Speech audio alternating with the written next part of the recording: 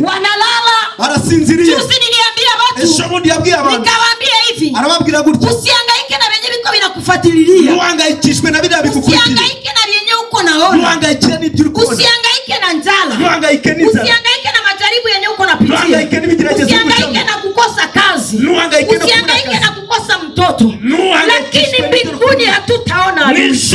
Vile vyote ni adui yako. Na nikamwambia ya kwamba shetani ni mkubwa, iko na tupiganisha na iko na ujanja wingi, lakini nakuambia ya kwamba shetani iko muswe. Shetani aliko ageze mu gihe cyo gusamba. Satani alikusamba. Shetani iko muswe. Ibyo byose bikugai, vile vyote ambavyo vimefuatilia, vile ambavyo vimekuzunguruka, hakika iko muswe. Nataka kuambia kama iko muswe. Mwipaji waya kasema, usipite makosi, ukitembelea wengine, usinisahau. Acha Mungu akutembelee, acha Mungu akuokoe, acha Mungu akufungue. Neema ya Bwana leo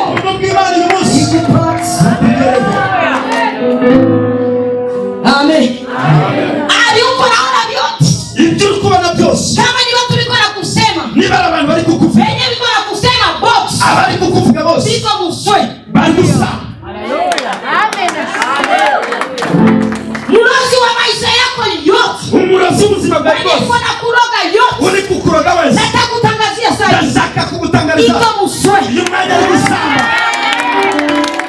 Mwenye amefunga watoto yako, mwenye amefunga kizazi chako, mwenye amekuangamiza, niko nakuambia haki ya Mungu na kutangazia iko muswe. Unahangaishwa na nini? Babashwe niki? Tulia kimya. Pusa. Tulia kimya. Pusa. Tutamsindikiza kesho. Tusamwelekeze kesho. Kesho tutamsindikiza. Kesho tusamwelekeze. Maana utaishi. Kubera kusabaho. Utaishi. Usabaho. Sio Mungu aliruhusu uishi. Nagaru Mungu. Utaishi juu yani ruhusu. Haiko swali kushindwaka. Nagaru kwa kuna niwe. Haiko subiri kushindwaka. Nagaru kwa tabu na niwe. Lakini utaishi. Alikusabaho. Sio Mungu aliruhusu. Kubera kwimana yabitegetse tubaho. Zile dokima zenye hawayapiga kashe. Zila mapuro batarateraho kashe. Yule fiancé mwenye hayakuya. Uriya mufianse wa utara. Bile binyuko naona vyote. Bili urikubona byose. Oya nukuri. Nibikukure. Haki ya Mungu. Sikutoshe fasi. Nibikukure mu ngasa. Sikutoshe nafasi. Tuza. Tulia. Twadufite umupasiteri. Tulikuwa na pastor moja. Wa muri ADPR. Mu ADPR. Yitwaga Iyakaremye. Jina yake Iyakaremye. Amen. Amen. Twigeze gusenga no musumwe. Tuliwahi kuomba siku moja. Arambwira ngo mva mama Sandrine. Akaniambia sikia mama. Ngubundi. Sasa Iyakaremye. Iyakaremye. Ndina kabomoa. Amen. Amen. Haleluya. Amen. Ubusore bwawe Imana irabuzi. Vijana wako Mungu anajua. Ubukobwa bwawe Imana irabuzi. Vijana wako Mungu anajua. Bitiri bikuri nyuma. Ambilia vile ambavyo viko nyuma. Nipishe nipite. Mureke namuke. Nipishe. Binzira. Uambie magonjwa nipishe. Kila urwaye binzira. Upicho na wenye ni chini. Kila ambacho ni chua ni kimoja. Kusamba.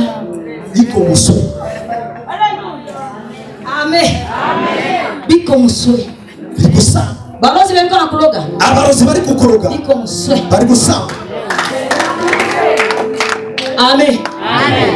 Biko muswe. Bari kusamba. Hawataweza tena. Ntabwo basoro mtu mwenye ko muswe. Umuntu uri gusamba. Anakuwaka iko ku mlango ya morgue. Abari ku muryango wo mu buruhuki.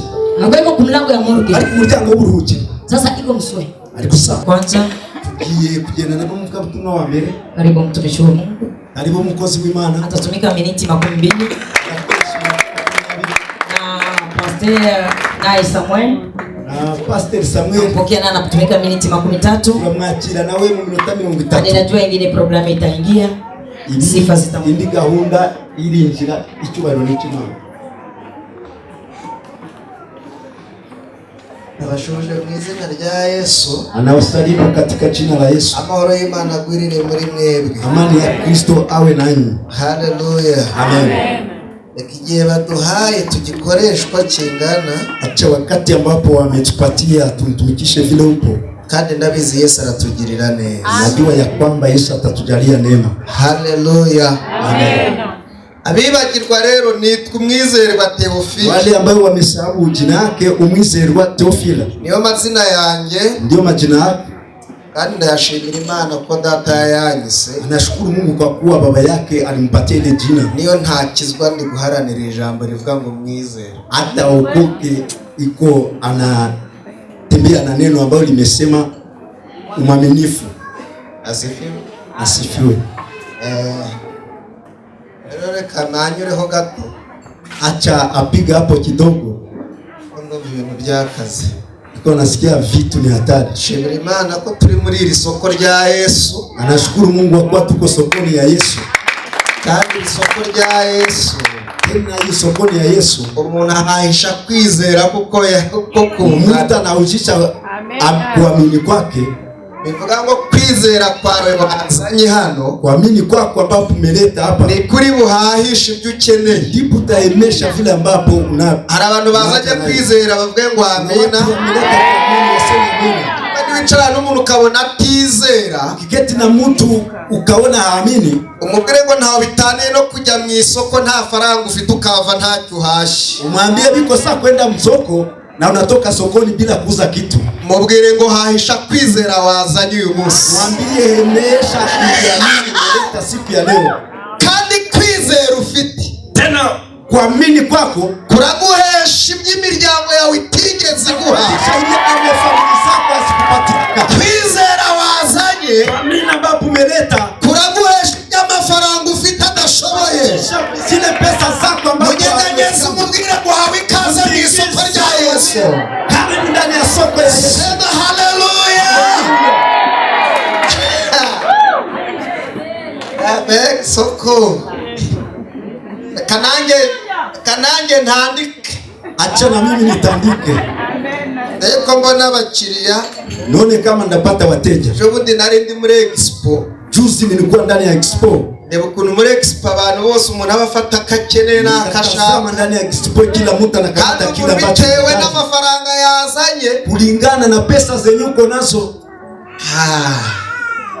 Nanjye ubwo nafashe ngini ibingana nayo najyanye. Na mimi nikakamata ya kulingana na pesa zenye niko nazo. Ubundi ukumeze niko kukwicaza nyine. Gisi upo ndipo kuna kuikalisha. Hakwiye ile fasi yenye unastahili. Asifiwe. Amen. Soma ijambo ry'Imana. Tusome neno la Mungu. Abakorinto ba kabiri bice 5 umurongo wa 14. Wakorinto wa pili Abakorinto ba kabiri bice 5 duhere ku murongo wa 14 mstari wa 17. Niba twahageze twasoma. Kama tumefika tunaweza soma Wakorinto wa pili 5 mstari wa 17. Ibice byaho ni 5 umurongo wa 17 mstari wa 17. Dusome mu izina rya Yesu. Amen. Waguruke twubahe ijambo ry'Imana. Ushobora kubaha Imana ni ubahe pasiteri. Bibiliya iravuze ngo umuntu wese iyo ari muri Kristo aba ari icyaremwe gishya. Ibya kera biba bishize, dore byose biba bihindutse bishya. Ariko ibyo byose bituruka ku Mana yiyunze natwe ku bwa Kristo, ikaduha umurimo wo kuyunga n'abandi. Kuko muri Kristo arimo Imana yiyungiye n'abari mu isi, ntiyaba ikibabaraho ibicumuro byabo. Kandi noneho yatubikije ijambo ry'umwuzuro. Nicyo gituma tuba intumwa mu cyimbo cya Kristo, ndetse bisa naho Imana ibingingira muri twe. nuko rero turabahendahendera mu cyimbo cya Kristo kugira ngo mwiyunge n'Imana, kuko utigeze kumenya icyaha Imana yamuhinduye kuba icyaha ku bwacu kugira ngo muri we duhinduke gukiranuka kw'Imana. Mwakire neza ijambo ry'Imana. Ushobora kwicarira neza keti. Mana duhana umugisha mu izina rya Yesu. Tubariki katika jina la Yesu. Minota dufite hano dakika zenye tuko nazo hapa. Ndashaka kuvuga ijambo ry'Imana ritoya. Nataka sema neno la Mungu kwa machache. Ariko nta n'ijambo ry'Imana riba ritoya. Hakuna neno la Mungu ya kidogo. Ahubwo riba ritoya bitewe n'ukuntu waryakiriye. Inakuwa kidogo kulingana na kisu umepokea. Shaka kuvuga kuri iri jambo nahaye umutwe uvuga ngo gukiranukira Imana.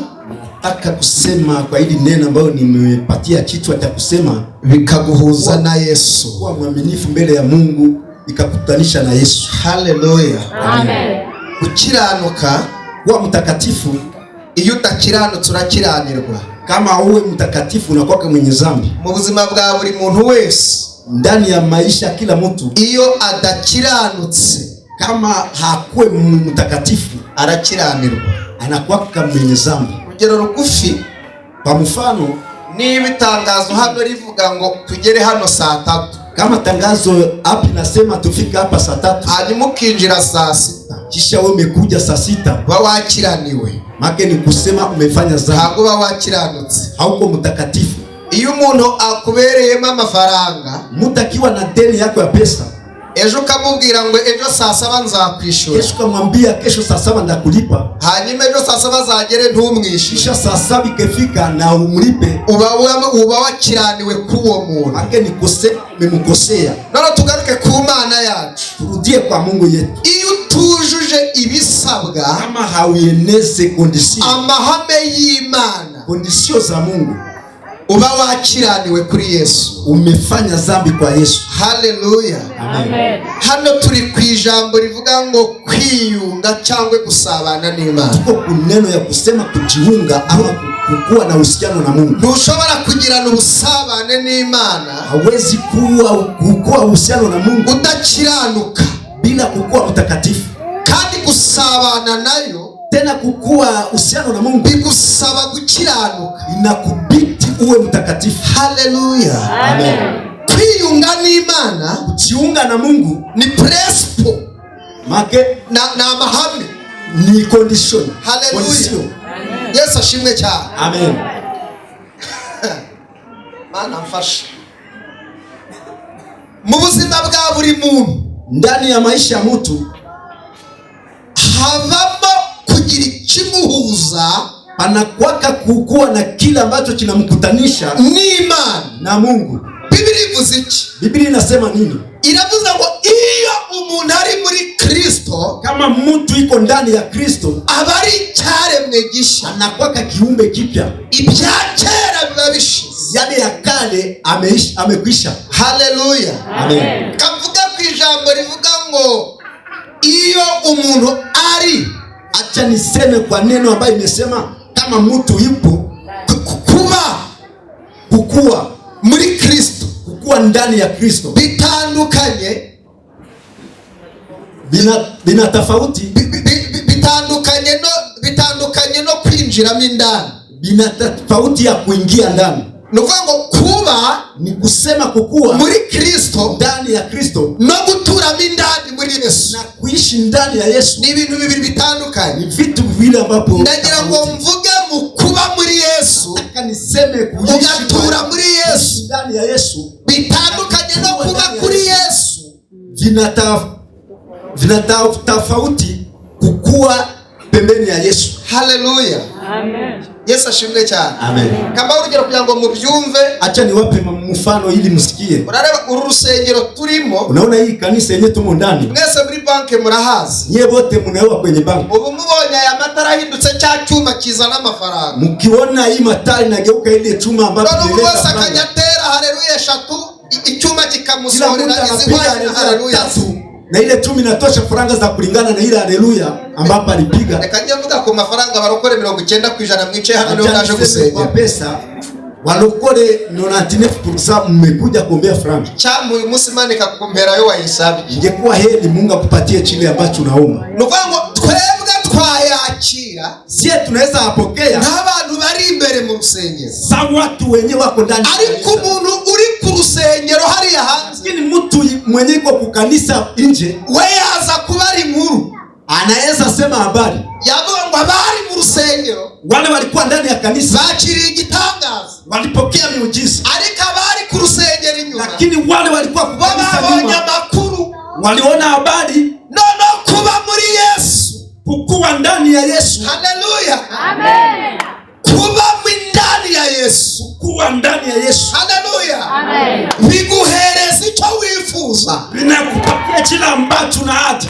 Kuba nyuma ya Yesu, kuwa nyuma ya Yesu ntabwo biguhereza icyo wifuza, habiwezi kupatia kile ambapo umetaka. Biblia iravuze ngo, Biblia inasema eti umuntu wese, mtu lolote, iyo ari wakati yupo, ili jambo ngo ari, ili neno ambapo imesema yupo muri ndani ya Yesu.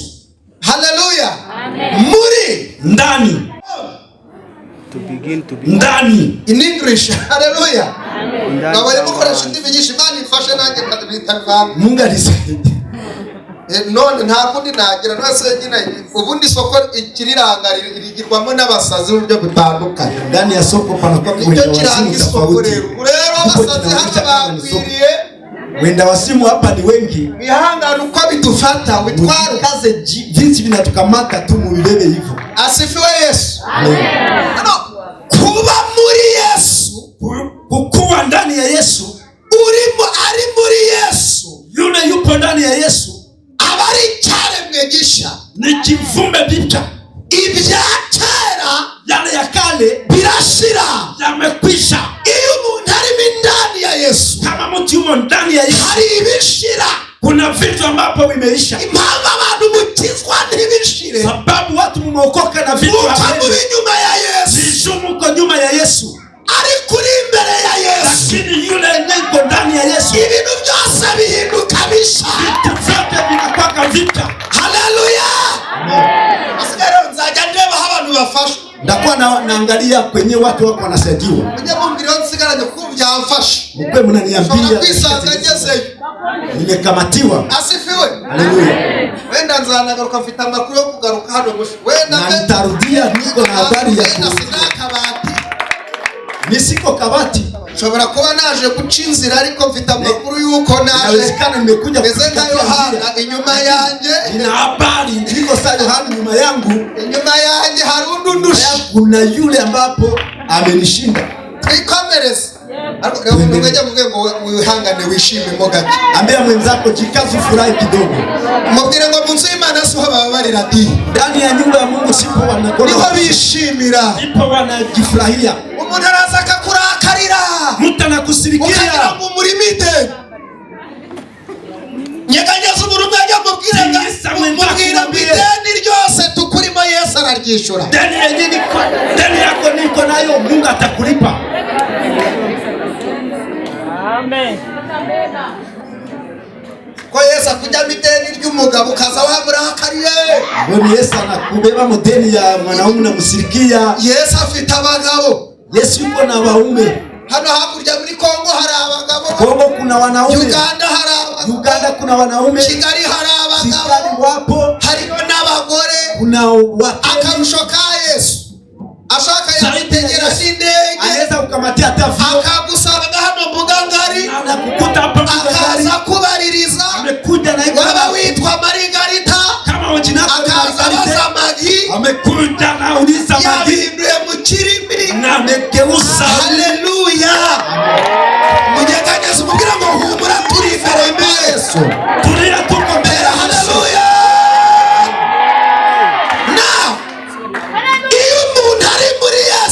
Kama mtu yuko ndani ya Yesu, ibyakera yale ya kale biba bishize, yamekwisha. Biblia iravuga ngo, Biblia inasema eti byose yote biba bihindutse bisha, imegeuka bipya. tujye kwinjira muri Yesu, tunaenda ingia ndani ya Yesu. ibyakera bishira, yale ya kale ya Yesu, twinjira mu bishasha. uingie ndani ya vitu. Aya masengesho mufite, ai maombi yenyewe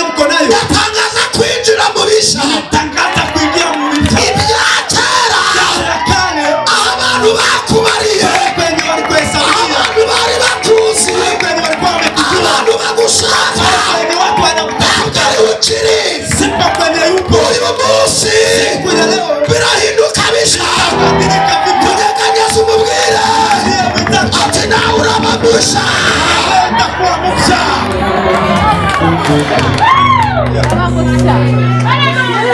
To be on, to be in.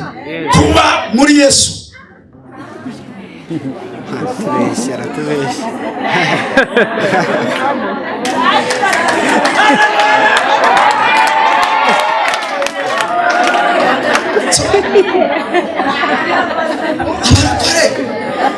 Abarokore mwabaye muti. Walokole mulikuwa namna gani? Ikijambo rimo gukiranukira Imana. Tuko kuneno ya kusema kukuwa mtakatifu. Iyo winjiye muri Yesu, ukaingia ndani ya Yesu, ukicaramo kama na umeketi vizuri, ukajamo na umeingia hano ni muri Yesu, hapa ni ukicaramo unaketi ndani. Theophil wa kera, ule Theophil wa zamani, baza ari umujura, alikuwa mwizi, baza ari indaya, alikuwa malaya, baza ari umubeshi, alikuwa msema bongo. iyo yicaye muri Yesu, akeketi ndani ya Yesu, byose ile vyote bihinduka bisha. inabadilika vipya. Yaba inkweto, hata viatu, yaba ipantaro, hata magari, yaba ishati, bihinduka bisha. Yaba kugenda, hata kutembea, akajya atambuka, amepiga bihinduka bisha. ageuka vipya. Kumera yicaye, Wameketi ndani ya Yesu. haleluya. Nuba mu buzima Ukiwa ndani ya maisha bwo kuba inyuma ya Yesu, maisha kukua nyuma ya Yesu, ntabwo ubuzima buzahinduka. hautabadilishiwa maisha. Biragusaba kwinjira, Kubiti uingie. Biblia yavuze ngo, Biblia imesema eti ngo nibyo byatunze n'Imana. ndipo vikuunga na Mungu. Aya masengesho murimo, Hii maombi Mungu gusabana n'Imana, maombi ya kukushukuru, mu busabane bwawe n'Imana, maombi ya kusawa, biragusaba kwicaramo. uhusiano na Mungu, keti ndani. Mu gusabana kwawe na Yesu, biragusaba kwinjiramo. Kwa uhusiano na Mungu inakubidi uingie ndani. Hari byashekeje shobundi. Kuna vitu vilinichechesha juzi. Mwese murakijijwe? Nyie muko warokore? Nyie mmeokoka? Bareza hari abantu bakaba bari mideni. Mwese murakijijwe? Wale wenyewe wako wanamuona sauti Muri nta deni barimo. Mbere no kuzagaruka vuba. na atarudi hiyo. Usiko basetse we. Wamecheka. Basetse yo. Atiko musetse musa neza. Wamecheka na ni wazuri sana. Twari byo umuntu aseka n'umwuka agahita azamuna pareyi. Agahita mureberaho ibintu byari bizingiye. Agahita kubwira ngo mbonye Yesu anyuzamo umukasi shimwe. Mbere y'Imana barakaye. Usikwe mbele ya Mungu na umesirika. Mu isoko rya Yesu. Ndani ya soko ya Yesu. Sabura kwizera ufite. Pandisha imani yako. Uraguhereza buri kimwe ushaka. Takupatia kila ambacho unatafuta. Abantu bari inyuma ya Yesu, Watu wenyewe wako nyuma ya Yesu, bajya batubesha ngo barakijijwe. wanatudanganya sema na mkopo. None uzabarebe mu byo bita ngo na anniversaire. Watazame ndani ya anniversary. Bakoze amability. Wakati wamefanya mabishano. Cyangwa batashe ubukwe bwo kwa mama Byiringiro. Ama wanaenda mu harusi ya kwa mama Byiringiro. Bakajya mu bukwe. Wanaingia ndani ya harusi. Ku cyumweru Siku ya Mungu umubona hano. Unaweza muona hapa Yambaye kageza hasi. ameketi anashuka. Ukamubona ni malaika murinzi. Unaona ni malaika. Urinzi itorero. Ule ambaye amelinda kanisa. Yaje avuga ngo uruwera Akisema huko iringaba. Bese ukabona Yesu yaje. maka kiyimba, unaona Yesu amekuja. Noneho Kisha reka muhure muka kwa mama Byiringiro. acha mkutanie ndani ya harusi kwa mama. Uzasanga bimwe byari hasi. Utakutana yale Yabizamuye. amepandisha. Yagejeje hano. Amefikisha hapa. Ariko mazi happy. Kule kumaji kule chini. Noneho waje umwitegereza. Ukimtazama Uyu si wamuramye hano ra. ule si mwimbaji wa hapa. Ati ni Mukristo? Ni Mkristo. Ati cyane. Yes. None sa ari muri Yesu cyangwa ari kuri Yesu? Imo ndani ya Yesu ama iko ku Yesu? Ari kuri Yesu. Musabwa gukizwa. Inaomba tuokoke.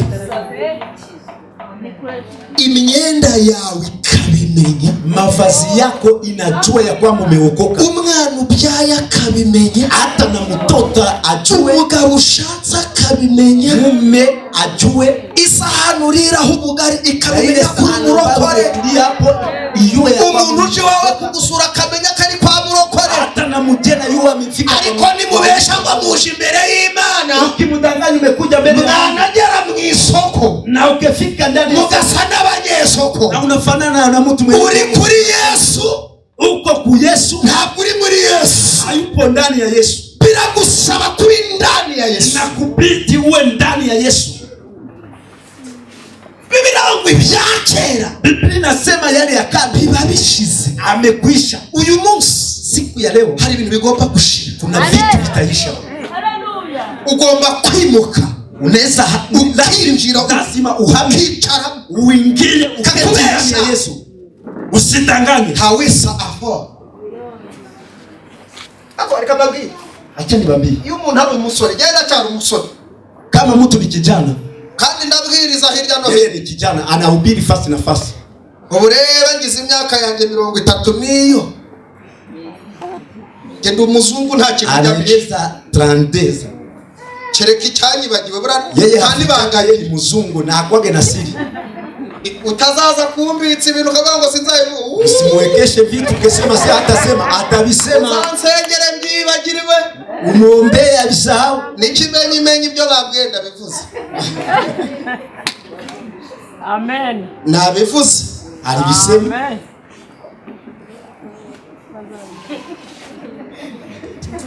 Niba hari ikintu kivuna, kama kuna kitu ambapo kinatokea ni kuokoka. Uzikwirirwa wicaye muri ubushuhe. Unajua kushinda umeketi ndani ya kifukutu. Ya hii kifukutu. Ukaza mu gitondo. Umekuja asubuhi. Wiriwe wicaye ha. Na umeketi, umeshinda umeketi. Ugahura na Rudoviko. Unakutana na Rudoviko. Hey. How are you? I'm good. Meze neza. Vite amakuru. Ugatangira neza. Ugatangira uvuye hano ukagera ngo. Unaanza na kutoka hapo. Kadejo. Na jana tukwakira nk'umurami. Tutakupokea samu imbali. Uzi impamvu abantu bakorera Imana? Mnajua sababu watu kugira ngo ubone impinduka. Ile waone mabadiliko. Ukabona abantu wagira ngo bafanye Royal Sport cyangwa Gasenyi. Unaona mtu ni yuko samu wale ambapo wanafanana nyuma ya wafana wa Royal Sport wako ndani ya nyuma, wako nyuma ya Yesu. Ariko umuntu ari mindani. Lakini mtu akeketi ndani ya Yesu ibintu birahinduka. Mambo inabadilika.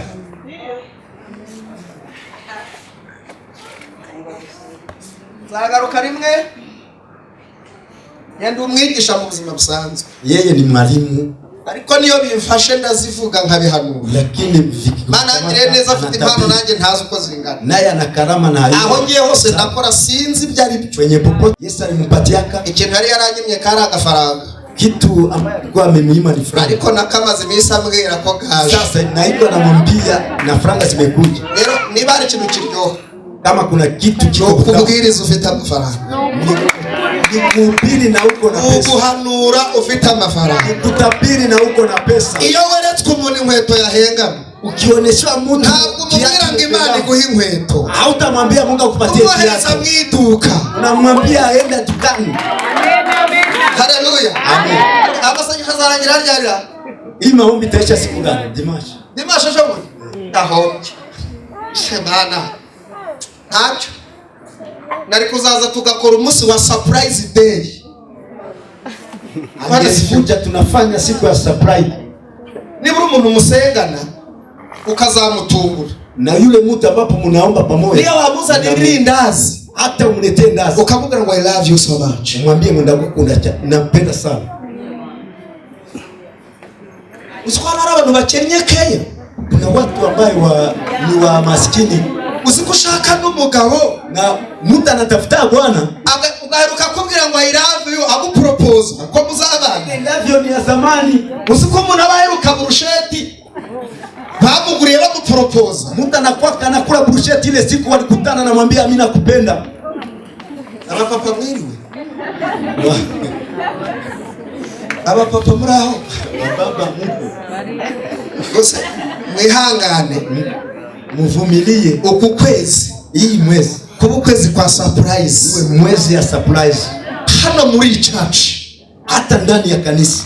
Nibura wiyeranje, hata ujieranje, ushaka umuntu usiripurize, utafute mtu mupigie surprise. Wamuzanira kabombo, atumletee bombo. Wamuzanira indazi, hata ni ndazi. Wajya kumugurira icyayi, hata kumusia chai. Umwicaze, umubwire ngo bitewe n'iminsi tumaranye imbere y'Imana kulingana na siku tumemaliza siku. Umubwire ngo ndagukunda kandi mwambie nakupenda sana. Umubwire ngo ibya kera mwambie ya kale byarashize yamekwisha. Umuha makuru yuko wicaye mu bishyashya. Mwambie umeketi ndani ya vitu vipya. Haleluya. Amen. Mbagire ndeko. Musema menere ibanga ko umuntu ajya turanga mu byine. Wasamuzaniye n'ikoro mutapige igikombe cy'amata. Mucheze na uyajya muzi hata maziwa. Umuntu azahana ririmbe. Mutakuja hapa ile. Ucheze na umesaidiwa. Mwese mwabaye mu mvugo z'iki gihe ngo nabajyamo. Nyebote nta muntu ukirira mu rusengero ngo yafashe. Jamaa, hakuna mtu ambaye amelia ndani ya kanisa sasa amesaidiwa. Urusengero nta muntu ukirira. Hakuna mtu ambaye amelia. Ni usanga abantu bose ubona bakamuki. Hata kiwao mtaona watu wote wako wanaangalia tu. Ibintu byarahindutse. Mambo imebadilika. Wakwihanganye nibura. Ujikaze. Ukakira presence y'Imana. Kaze basi upakie uzuni wa Mungu. Ukabwira Imana ngo ngero umpindure mushya. Mwambie Mungu nibadilishe mpya. Ukabwira Yesu ngo ngero umpindure mushya. Yesu nibadilishe upya. Ukabwira Yesu ngo mpindura mushya. Yesu nibadilishe upya. Mugukiranukira Imana. Hata kwa kuwa mtakatifu. Nta muntu wakiranukiye Imana. Kuna mtu ambaye wigeze utagaciro. Napoteze thamani yake. Nta muntu wabanye n'Imana. Hakuna mtu aliwahi kuishi. Yaragiranye ubusabane na Yesu. Na alikuwa uhusiano na wigeze utagaciro. Apoteze usama. Haleluya. Dusome Bibiliya ndangize. Tusome Biblia amalize. Zaburi ya 33. Kitabu cha Zaburi 35. Zaburi 37 umurongo wa 25. Ariko duhere ku murongo wa 37 mstari duhere ku murongo wa 20. Mstari wa 20. 37 duhere ku murongo wa 37 mstari wa 20. Tubare duhera nsoze. Tuanzie pale. Sikizaza nimeruka n'abandi bazavuga. Yesu ashimwe cyane. Twese twahageze.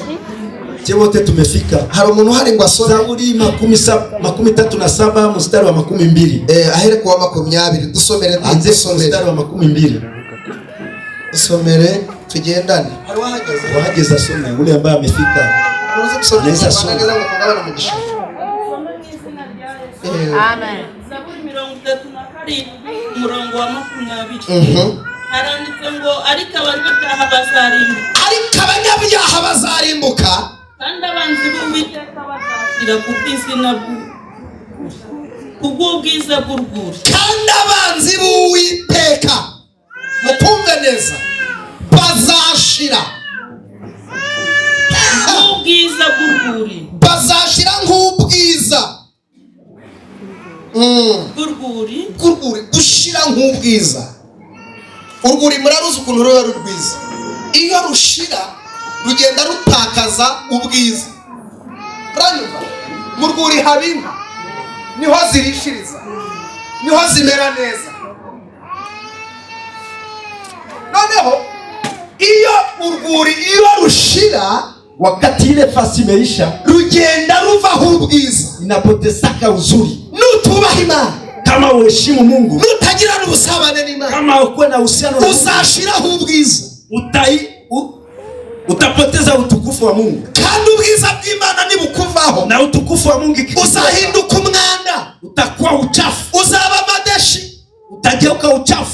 Ibyo ugenda uzunguza amataye. Vile ambapo unaenda unazunguza. Ugenda urenga matuza ngo ufite amatuza. Ile ambapo unatembeaga na ugenda unakoshesha ngo zerafata n'ibiki byose. Ile na munu unajinyoleta. Nutubaha Imana, au heshimu Mungu, uzahinduka zeru.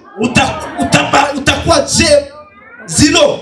Biragusaba kwiyunga na Yesu. Na kuomba ujiunge na Yesu. Ukongera ukagira n'ubusabane n'Imana. Na ongeza kuwe na uhusiano. 21.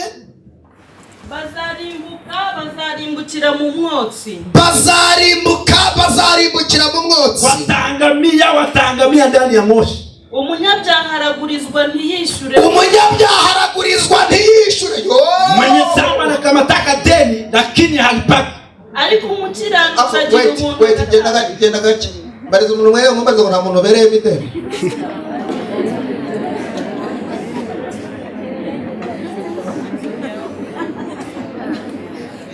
Akubwiye ko yarimo. mubwira ngo ufite gahunda yo kwishyura se utalipa ile deni. Biblia ngo umunyabyaha aragurizwa. Biblia inasema mwenye zama anakamata aragurizwa ntiyagira ate, lakini alipata. Uyu munsi ugomba kuva hano Imana mufitanye isezerano ryo kwishurira ideni. Siku ya leo lazima utoke hapa na uko na ahadi ya Mungu. Ndaje gusengera Imana kwishurira ideni. Ndakuombea Mungu akulipie deni. Ariko umukiranutsi lakini mwenye haki agira ate, agira ubuntu agatanga, agira ubuntu akagira gute, anakuwa na neema ya kupana. Mushumba, umukiranutsi mwenye haki agira ubuntu anakuwa na niba turi abakiranutsi rero, kama tuko watakatifu, mureba mu maso wa muntu wo mukire mwicaranye, mtazame ndani ya macho ule tajiri mwenye pamoja. Mubwire ngo wiriwe gute se boss, mwambie ukishinda namna gani boss.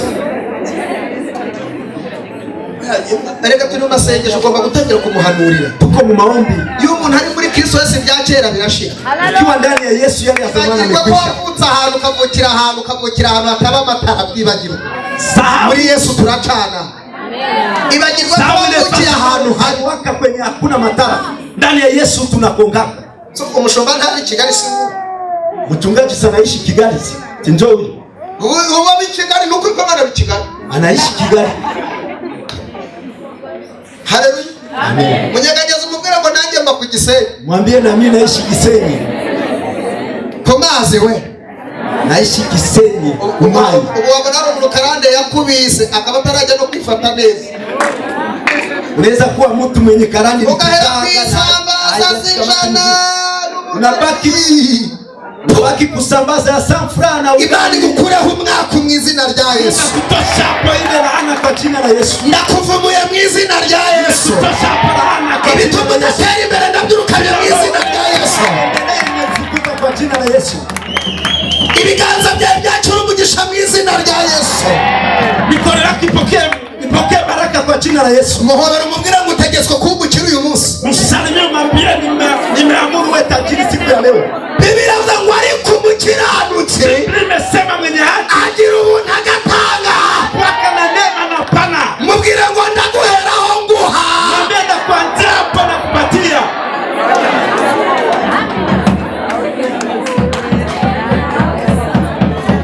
Ureba. Unaona amesikia neno. Ukaburi bado kugenda. Usikose gari ya kutembea. Kamushaka gucokoza. Mushobora gucokoza dopaye siregere mama. Unaweza chokoza.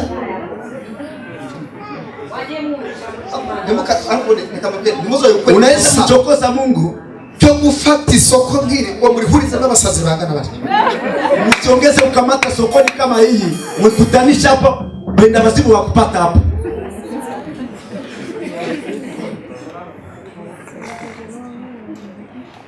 Umukiranutsi papa. Mwenye haki papa. Agira ubuntu. Anakuwa na neema. Na anapanaka. Siko ari umuntu muririmbana. Kuna mtu mnaimba pamoja. Ukabana muri komite y'itorero. Mnaishi ndani ya kamati ya kanisa. Ukajya mugendana no gusenga. Mnakuwa mnatembea mnaenda mu maombi. Ngo azakugurire n'icyo. Ila kuuzia kana chai. Ikagusaba kumusengera yibi. Inabidi muombe maombi ya siku. Uwo muntu ni umukiranutsi. Ule mtu ni mwenye haki. Ako mwakiranutsi. Simukwe wenye haki. Ubundi hari ibintu tutakababwirije. Kuna vitu ambapo hatuwezi kuhubiri. Ijambo ryonyine. Neno. Uryama mu buriri bwawe. Wakati umelala ndani ya kitanda. Ukumva karaguteruye. Na umesikia roho ina. Ukajya mu isoko. Unaenda ndani ya soko. Ugaterura bafure nk'iyi. Ukanyangula bafure sana. Ukazu yikoreye. Na umejibeba ukabwira Yesu. Unamwambia Yesu. Nubwo inimisi nzasiba ntaje gusenga. Hata na siku sita. Iki kintu nteretse hano. Iki kitu ambapo nimetia hapa. Kijye kinsenge. Jikwe kinaniombea. Ntabwo muza amayeri yo kuyitereta. Hamuyue ku drage Mungu. Ufata akantu. Unakamata kitu. Umunyantege. Kama uko uragenda ukazana imari ku Mana. Unaweza leta mali. Kayibwira ngije mvugira. Naambia ukuna nisemea kwa Mungu. Kiranutsi. Ukuwa mwenye haki. Agira ubuntu. Mwenye haki anakuwa na neno. Akapa usambo ndawirukanye. Ile hewa ya uchoyo nimeifukuza. kabuze kugendana n'umuntu Leo kutembea na yerekwa aoneshwa nibura ntazuzu wavuga n'ubundi ni wumva ubwiza burasha na hata jazwa naseme lugha na umwone usikie uzuri mekuja twara harota akubwira ati senge na rusi akwambia se uniombee nimero ntashaka no kugusohokana muri kantine ngo akugurira amata aweza hata kwenda pamoja na wewe wenda kuhusia hata uwo muracagendana ule mngali mnatembea pamoja naye akumari akufalie nini? Uyu munsi Imana gutandukanye n'inshuti siku ya leo Mungu akusaidie zitagira icyo zimariye ubuzima bwawe. Imana iguha umuntu umwe, Mungu akupatie mtu mmoja, akwita umwana wawe, akwite mtoto wako, agusohokane, akwambike, akuvalishe, akugurire bibero, akuze ibiryo utari lubuka, ile chakula abikugurire, alimushe, aho uticaye, pale kwenye akwicaze, apakikalishe. Haleluya, haleluya. Ukeneye umuntu umwe, naja mtu mmoja.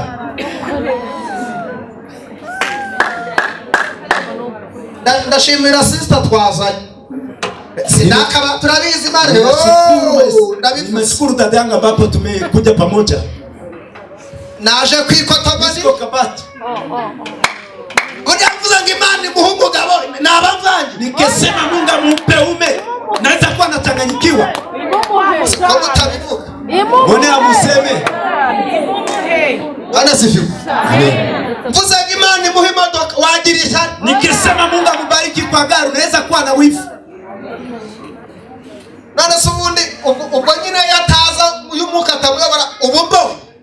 Kama Roho Mtakatifu amuongoze ungeliona huyu tipi. Ubuzaba igisabo wimane n'umugisha ko. Rambura ibiganza vuga ngo Imana ikimuhe cy'umutima ushaka. Mungu ampe chini ambacho roho yake inahitaji. Rangiza iryo jambo nsenge. Maliza ile neno. Abahabwa umugisha n'Uwiteka. Tukabahabwa umugisha n'Uwiteka. Wale ambao wamebarikiwa na Mungu Bazaragwa igihugu. Bazaragwa igihugu. Watakuwa na uliti ama na inji. Abavunwa nawe. Abavunwa nawe. Bazarimburwa. Bazarimburwa. Wale ambao wamemtokesha watangamia. Intambwe z'umuntu zikomejwe n'Uwiteka. Intambwe z'umuntu zikomejwe na Yesu. Hatua ya mtu Mungu akitia nguvu. Iyi ntambwe z'umuntu zikomejwe n'Uwiteka. Akishimira inzira ye. Akishimira inzira ye. Amefurahia njia yake. Naho yagwa ntazarambarara. Ako kamna naho nashakaga ndaje kubwira akantu gatoya wongeraho. Naho yagwa ariko ntajyayo. Atambuke hata. Haleluya. Naho yagwa. Haleluya. Amen. Karabarara murabizi. Yego. Nukugwa gutya ukavuga ati gutya. Ukarambarara. Bese ukaanguka wewe wote. Waraguye ukarambarara. No. Iravuze ngo ameongea eti iyi nzira z'umuntu hata hatua ya mtu zikomejwe n'Imana. Mungu amejitia nguvu. Sivyo rata. Naho yagwa hata aanguke ntarambarara. hata anguka wote. Ukeneye kujya ugenda ariko nturambarare. Lazima utembee mu rugendo duhura n'ibitugusha. Ndani ya safari ariko ntiturambarara. Lakini hatuanguke. Niyo mpamvu gihagaze. Ndio sababu ngaho. Niyo mpamvu kiriho. Ndio sababu ngaho. Niyo mpamvu kiyoboye umurimo. Niyo mpamvu kiririmba. Niyo mpamvu gicuranga. Ibyifuje kugwa byabaye byinshi. Vile vitafuta kuanguka vilikuwa vingi. Ariko ngo niyo yagwa. Lakini hata anguke ntabwo azarambara. hata anguka wote. Munyeganyeze umubwire. Mutingise umwambie. Tukiriho muri iyi si. Hata tungali Shetani nubwo yaduhiga. hata shetani atuwinde. ntabwo azatugeraho. Hata tufikia. Tuzakandagiramo. Tutakanyaka. Ariko ntituzaheramo. Ili hatutabaki ndani. Haleluya. Bazarwanya umurimo. Watapiganisha kazi ya Ariko ntibazawushobora. lakini hawataweza. Watata safadeho. Bazagambirira kurufunga. Watatafuta kufunga kanisa. Bazahakandagira. Watapakanyaka. Ariko ntibazashiraho ingufu. Lakini hawatafunga. Bazahagera. Watafika. Ariko ntibazafunga. Lakini hawatafunga. bakubwira amagambo aremereye ariko ntabwo bazakugeraho bazakwicira ubukwe bakubwira kuri ya mukobwa iwabo baroga ariko amaherezo uzataha bazakubwira ngo nubwo uri umushatse ntabwo muzarambana ibyo uzabyumvisha amatwi ariko nta cyabuza umugambi w'Imana gusohora.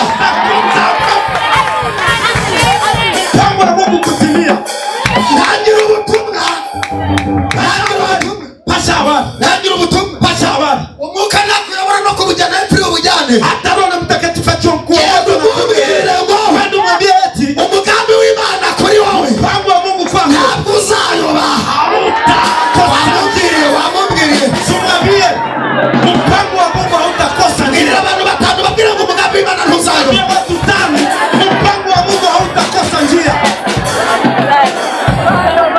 Ntangiye guhanura karabaje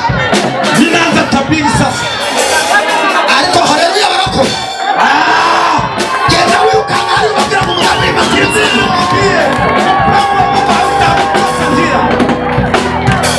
naho yagwa ntabwo azarambara naho yagwa umva mushumba we naho yagwa ntabwo azarambara hari ibimenyetso byo kugwa ariko ntibazabona twarambaraye hari ibimenyetso byo gukurwa imbaraga ntibazabona zarabushizeho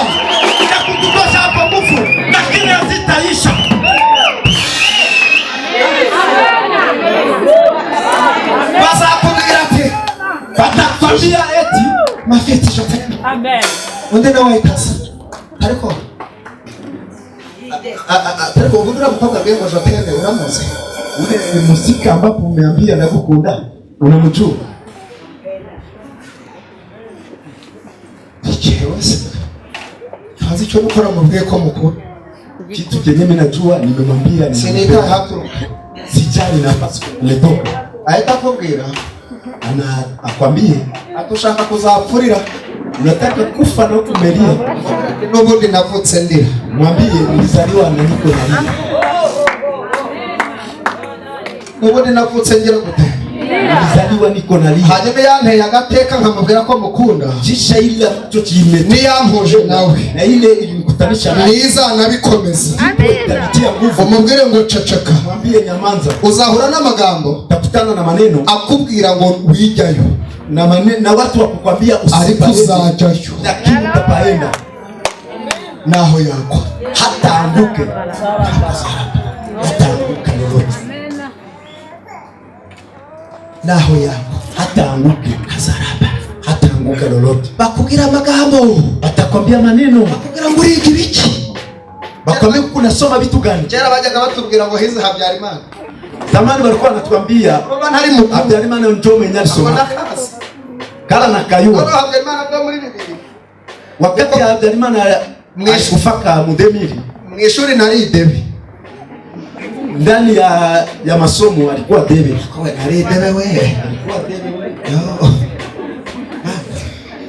ndashimira Imana mbabwenge anashukuru Mungu kwa kuwa Mungu alimpa akili shimye kari ibya ze nkubwira ko nari umuhanga akwambia alikuwa mjuzi wabonaga se unajua zenye ulikuwa unapata ndashimira Imana ikuza umuntu anashukuru Mungu ambaye atarebye ku mashuri bila nasubiye mu ndama murabona ndi debe we murabona habwenge nzi mwumvisha nasupe ku muzungu simuko mnasema kwa nasema Anglais mnasikia kwa nasema Anglais haleluya naho yako hata anguke kazarambara hata anguke sobiri kuri cyo none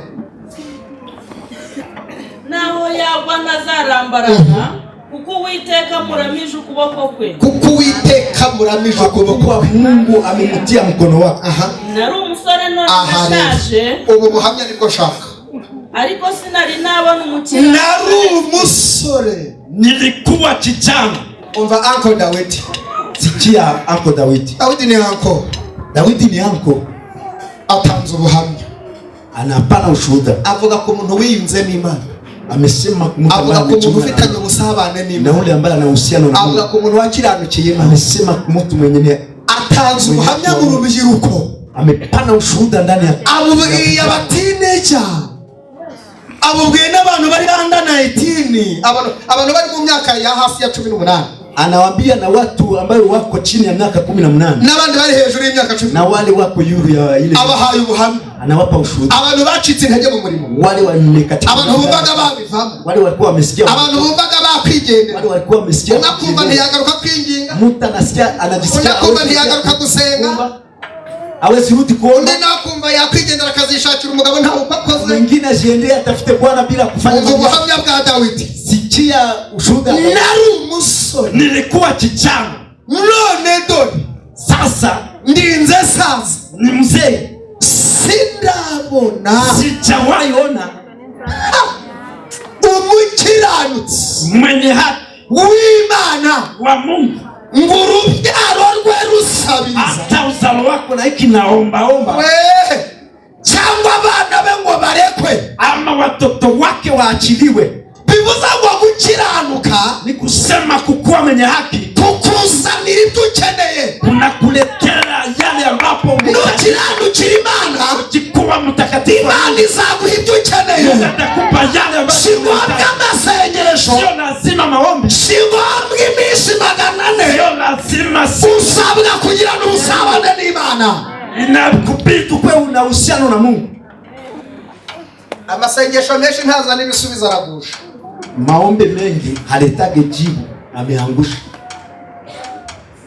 Nyama amazi none banza jo mutazagaruka, amemwanga maji make hamuta. Amasengesho menshi, maombi mengi ntazana ibisubizo, haletage jibu, aragusha, ameangusha. Asengesha mara maombi, maana ya maombi akomeza umuntu, anachaka mtu nguvu, akarindira umugambi w'Imana, na amechunga mpango wa Mungu. Utazibesha nguje muri 5, usijitanganye uzatahana igitangaza, utatoka na miujiza. Hamera mperutse kujya gusenga, siku zilizopita niliwahi kwenda maombi, irizo yari yankomangiye, mwenye nyumba alikuwa analingongea, umuntu yarankunze ndi kubwiriza, mtu alinipenda na niko na 2018 arambira tumva rero, akaniambia sikia, nagukunze, nimekupenda, waza ngakwera inzu y'ubuntu, swache nikupatie nyumba ya Mungu. Navuga ati ndashubijwe, nikasema kwenye nateye haleluya no msoko nanje, navuga ati haleluya, hata nasoka kapiga haleluya. Mayemo anaishi ndani, uko ngenda ntera imbere, jinsi alikuwa anaendelea, akaona ndi guca, akaona Mungu ikanamfanyia. Arambira ati rero, ati minsi nakwa kumbera mu nzu y'ubuntu yararangiye. Akamwambia siku ni kandi warahimpaye mama, tuvugisha ukuri. Akamwambia mama, usinipatia kazi.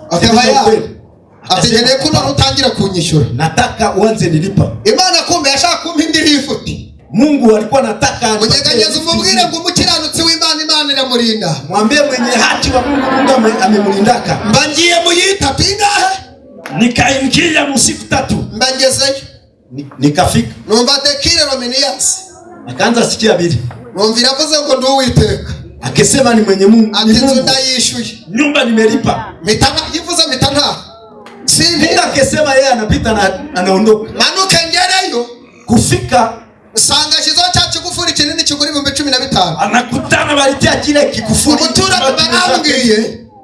Umuturana akamwambia, akamwambia ngo mushiki wawe ngo yarazi ngo ko wagiye udahari ngo mwivuga butumwa. Dada yake alikuwa yarashize igufuri kugira ngo batazakwiba, ndio maana alikuwa anatia kifuri basikwibe. Yanga kumenyekanisha ko bamfungiye, anakatala ku munyeganyeza kugira ngo Imana izakubikira ibanga. Mwambie Mungu atakuwekea siri. None negera hirya, kisha kasokea, ndamuhamagara, akamuita, ati none bimeze biteze ko nsanze ikiragi ku muryango, viko namna gani? Arambira ngo nimekutana na ubu ndani ya mlango, tinarakwihangana urayita yabana, nimejikaza hayandi buvaneho, kama unilipe sindatosha. kandi narivuye ku musozi gize gute, na nilikuwa natoka kumulima na Mungu amesema amelipa deni. Ubwo nari nshubijwe we, nilikuwa najibiwa. Iyo nza kuba ntafite Yesu mu mutima narakuruhugira. Kama ningekuwa sina Yesu ndani ya roho yangu. Abo nta bantu bagwishijwe n'ivugo ry'Imana aha hantu. Hakuna mtu hicaye muri hano na masemo ya Mungu. Abasereba ukijijwe cyo uko ndani, umeokoka juzi. Uje kabuni na wiviriye kubyina hano he. Umekuja juzi na umetoka. Irakubwira ati kubera kuje nzaguha. Nikwambia kwa kumekuja ndani. Umaze amezi abiri utangiye kuyishiza umugabo. Maisha unaanza lipisha. Kandi watangiranye n'urusengero rugifungura. Na ulianza aricaye haratu atuje ule ambaye alianza na kanisa ntabwo ari kuburana yeye ametulia na nawe kwera uri mu biki wewe uko mu bitu gani usabwa kumenya iyo usenga na kubidi wangu n'igisubiriza umuntu ila ambapo naomba ndangije ndamanuka nikashuka ngeze hepfo gatoya kufika chini kidogo umva telefone irampamagaye nikasikia simu ni taroti wi alo aturi he uko wapi mubwira ko ndi mu mujyi ati fata akamoto ndakishura nsanga kwa moto ndailipa ndagiye nikaye ati naenda nakubuze rero ticara hano sangi nilikuwa nishakukoka niba ari ikintu kiryo nukurya ibintu utavuze uvuye mu masengesho kama kuna kitu chenye kiko butamu ndagusengera gisohoka muri aya masengesho uzahure n'umuntu ugusohokana gwakenyesha ndani ya maombi ukutane na mtu mwenye anatoka ndani ya banki tuba turicaye tukaketi ibiryo ndabirengaho n'akanyamadihi nikakula chakula nikatia na impano zazimye numva zirazutse sija ile karami muri inzara ituma zizima njaa imetumaka na bahanuzi bahano batuyeho ibiryo mu izina rya Yesu wanabii nimebakila hapo chakula katika jina la Yesu arambwira ati uyu munsi ntutahe kaniambia siku ya leo aturari wanje talala kwangu ku mutima teyawaroze ko iwanje bahafunze nikasema ungejua ubwo mbagiye kurariwe nikaenda lala kwangu mu gitondo nza mu iteraniro hili nikakuja ndani ya ibada sana mpagatuti bakanipa mazabahu ndabwirije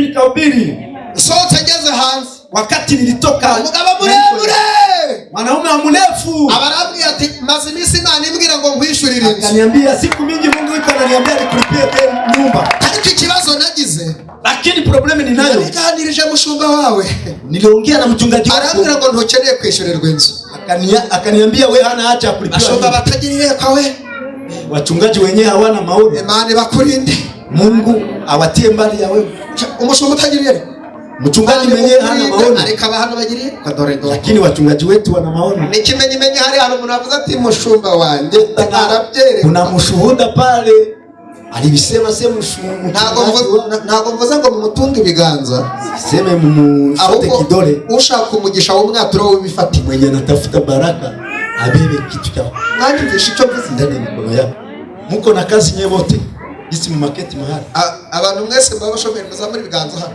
washomeri watirose utagira icyakora utinjiza mtu mwenye ana kazi ubwo urushinge ruri muri iki gice aho ngaho ubwo nyine mu isura asa kwa mukaza nta ikizamini cy'imibare nzanye mtu mwenye ana kazi atie mkono juu nta nubwo ndi bubabaze ndabaje na hata wauliza anauliza mko na kazi utagira kazi agira atya mwenye ana kazi apandishe mkono murifuza kujya gukora mnataka mtumike vizuri bashaka kuvana mugiye gukora nataka kutoka hapa na mnaenda kutumika munaamini neza murizeye mwizeye Imana kijya kubakaze munaamini Mungu nikumva amashari hari ahirya nawe kazamura niko nasikia wivu hapa mwizeye ko Imana ijya kubakaze munaamini Mungu kama atawabariki kandi uyu munsi mukakabona na siku ya leo mmepata kazi kugerageza Imana na mimi nataka kariyo yanzanye intumbuye ndipameni haleluya amen haguruka ku maguru yawe nkwereke simama kwenye miguu yako nikonyeshe ndagira ngo usinye nataka usinye uwo muntu musinyire mu kiganza ule mtu usinye ndani ya mikono yake na baada utie kashi umubwire ngo Imana ikohereje mu kazi mwambie Mungu amekutuma kwa kazi wait baduzamuri ikiganza ugiye gusinyisha pandisha mkono ambao utasinyisha wakazamuye ile mkono ya kusinya Mana mu izina rya Yesu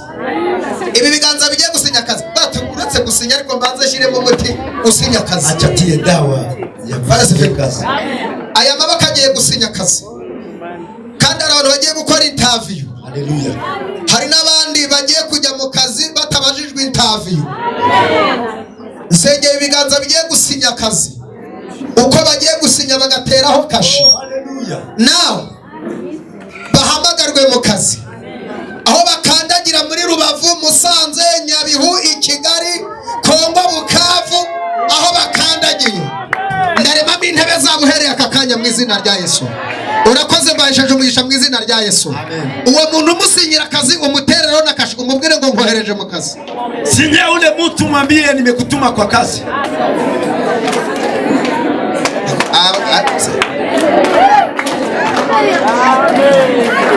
dusenge uracahagaze dusenge tunaenda omba. Uruhijwe niki? Urabizi ko urumushomeri. Urabizi ko waje nyirinza kubwira ati wihangana aho ugiye uyanzanire. None ngeze muri mundu yakuye amafaranga agira amatwi my friend.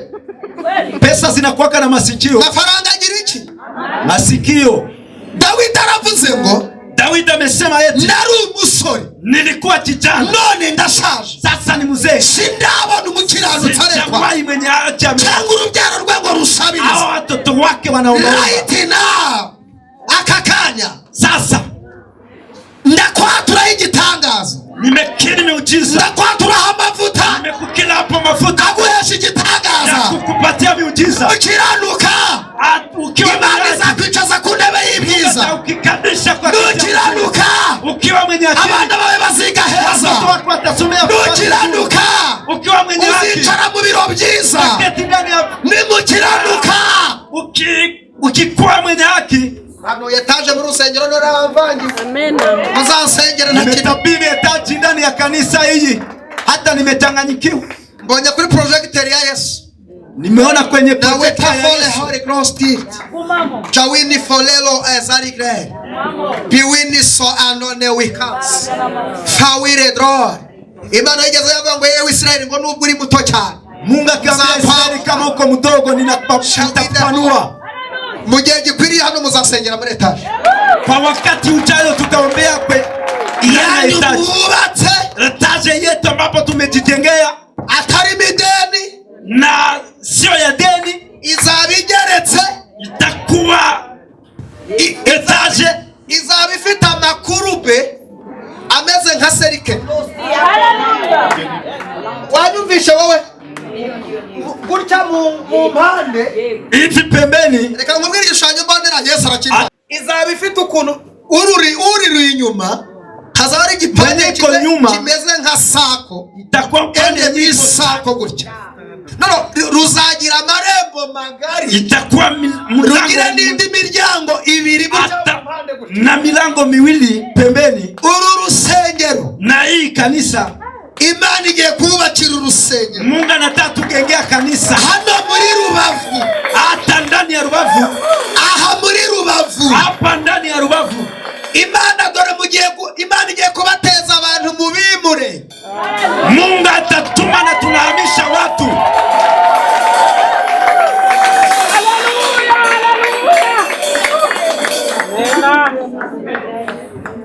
Yakwirukana umwuka w'ubutindi hano. Tunaenda kemea hewa ya umaskini. Yakwirukana umwuka w'ubutindi hano. Mureke kwanza shigikira ubuhanuzi. Acha sere profesa. Mureke kwanza shigikira ubuhanuzi. Ndashigikiye ubuhanuzi. Mu izina rya Yesu. Oda hano.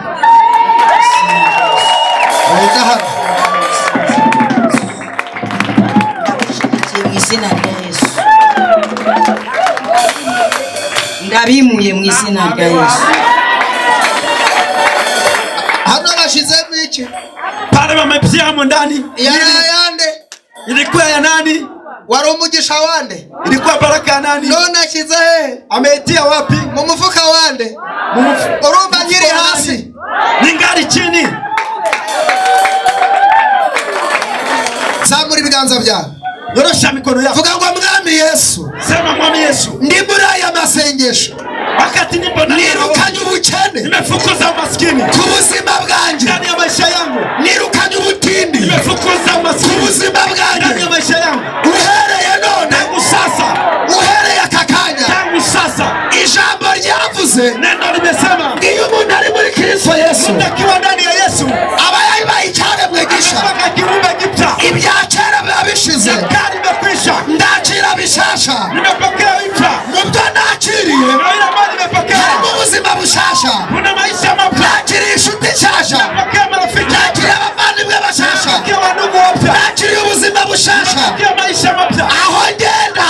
Pale kwenye natembea. Hahindutse hashasha. Panabadilisha. Aho nahahiraga.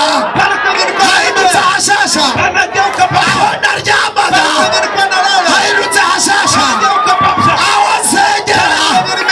Hahindutse hashasha. Panageuka papya. Yesu. Yesu.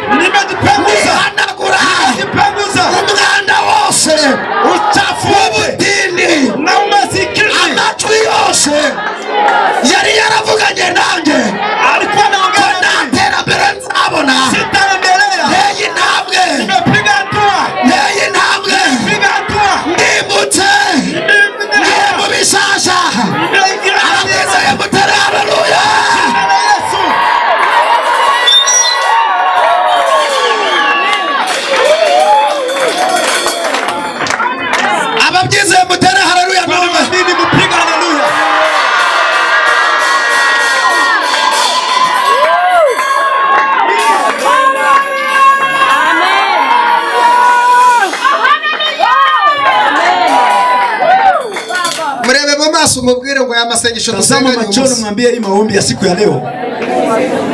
Aya ni yampinduye mushasha. Ndipo nibadilisha kuwa mpya. Mubwire ngo kubera ngiranye urusabane na Yesu. Nimekuwa na uhusiano na Yesu. Kubera ngiranye urusabane na Yesu. Uhusiano na Yesu. Na Yesu ampinduye musha. Yesu amenibadilisha. Ampinduye musha. Amenibadilisha mpya. Ampinduye musha. Amenibadilisha mpya. Mubwire ngo mu minsi mike. Mwambie siku chache. Uzambaza byo nisize. Utaniuliza. Nzagusubiza ku bwiza bw'Imana. Nimekwambia ni uzuri wa Mungu. Ongera umuhobere. Mubwire ngo uraho bosi. Musalimie. Mubwire ngo uraho bosi. Habari bosi. Mubwire ngo uraho bosi. Habari bosi. Mubwire ngo wiriwe neza bosi. Mwambie umeshinda vizuri. Mubwire ngo Imana ikukuye izina ribi. Mungu amekutosha hapo jina libaya.